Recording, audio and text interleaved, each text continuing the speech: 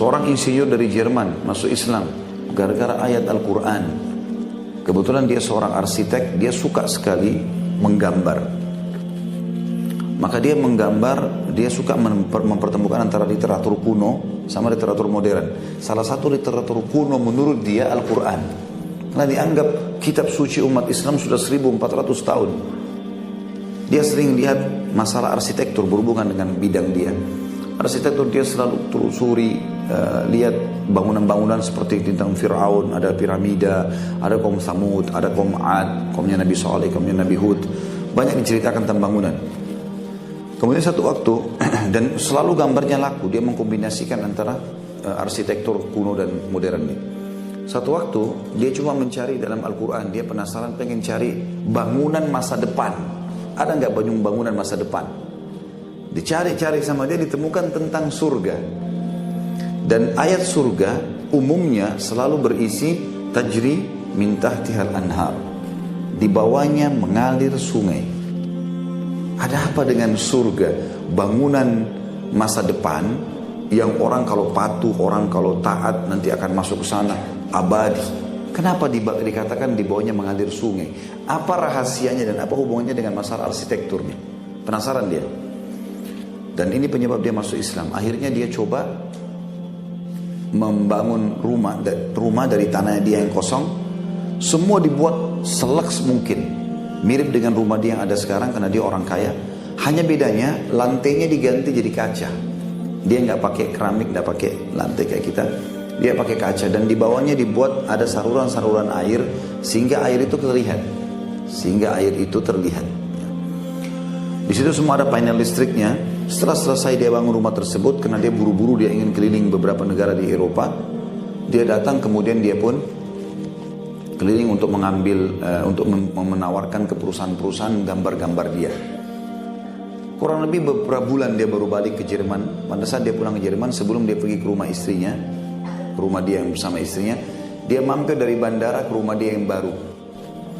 Dia duduk, dia masuk, dia menyalakan semua panel listrik, semuanya nyala, termasuk ada cetekan panel listrik yang untuk menjalankan air di bawah lantai. Dia cerita tentang masuk Islam yang dia bilang, tiba-tiba saya duduk di sofa, dalam 5 menit semua penat saya hilang. Semua capek saya hilang. Dalam 2 bulan.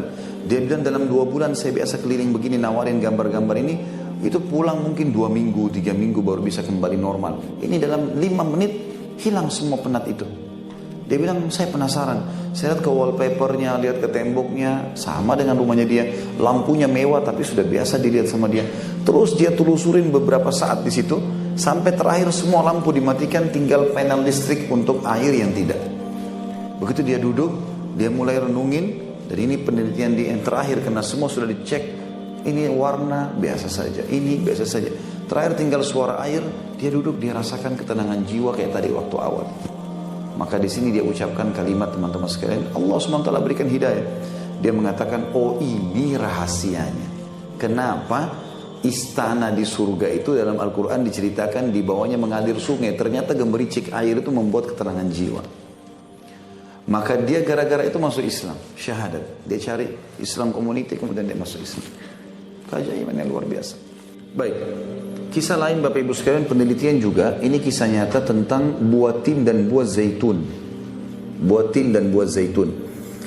Jadi ada satu hormon di dalam otak manusia itu. Kalau dia keluar itu sangat membantu manusia untuk mencerdaskan pikiran dia. Subhanallah saya tidak teringat nama hormon ini. Dan ini sangat jarang keluar. Setelah diteliti oleh seorang dokter Nasrani, bukan Nasrani maaf, ini penyembah seorang dokter dari Jepang, penyembah matahari. Enggak ada Tuhannya ini. Mereka menganggap matahari dewa mereka kan, kaisar mereka anggap anak dewa matahari kan gitu. Yang jelas si dokter Jepang ini adakan penelitian di buah-buah, dia temukan hormon ini paling banyak di 2 buah, di buah tin dan buah zaitun. Buah tin dan buah zaitun, 2 buah ini, gitu kan? Dan tentu Bapak Ibu tidak asing lagi dengan wattini waz zaitun. Allah gabungkan 2 ini, buah tin dan buah zaitun ya. Pada saat itu Bapak Ibu sekalian, si dokter Jepang ini meneliti. Lalu dia mau cari tahu bagaimana caranya meneliti ini. Karena di Jepang buatin tidak ada, maka dia menghubungi temannya dokter juga spesialis di Saudi. Dia bilang, bisa nggak kamu adakan penelitian untuk buat tin? Ada nggak di negara kamu? Ada, banyak buat tin. Di negara Timur Tengah banyak buat tin. Kalau buah zaitun masih bisa di mana-mana dikirim. Buat tin ini agak susah.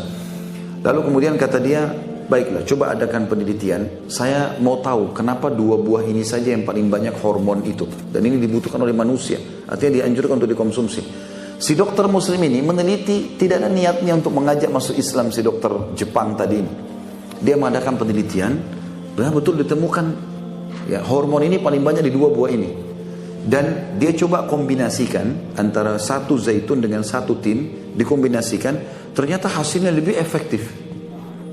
Dia coba kombinasi sampai dia temukan. Jadi dia coba baca dalam surah ya, menjelaskan wattini wa zaitun. Dia teliti wattini wa zaitun satu-satu. Tapi dia coba teliti dalam Al-Quran, ternyata kalimat zaitun itu diulangi 6 kali. 6 atau 7 kali dalam Al-Quran. Buatin diulangi 1 kali saja. Maka dia coba gabungkan itu, dikolaborasikan lagi. 1 buatin di blender dan dicampur dengan 7 buah zaitun. Ditemukan hasilnya maksimal. Sampai hormon itu mencapai nilai 100%. Kalau dengan jumlah ini. Maka si muslim ini yang dari Saudi telepon temannya dari Jepang. Saya sudah teliti ini. Dan saya sendiri merasa keajaiban yang luar biasa, dia bilang. Karena saya temukan ini dalam Al-Quran ada. Disebutkan surahnya ini dan seterusnya. Dan ternyata dalam Al-Quran disebutkan buah zaitunnya 6 atau 7 kali dan buatin 1 kali. Dan saya sudah kolaborasikan ini, saya sudah pertemukan. Dan saya temukan hasilnya maksimal, bisa sampai 100%.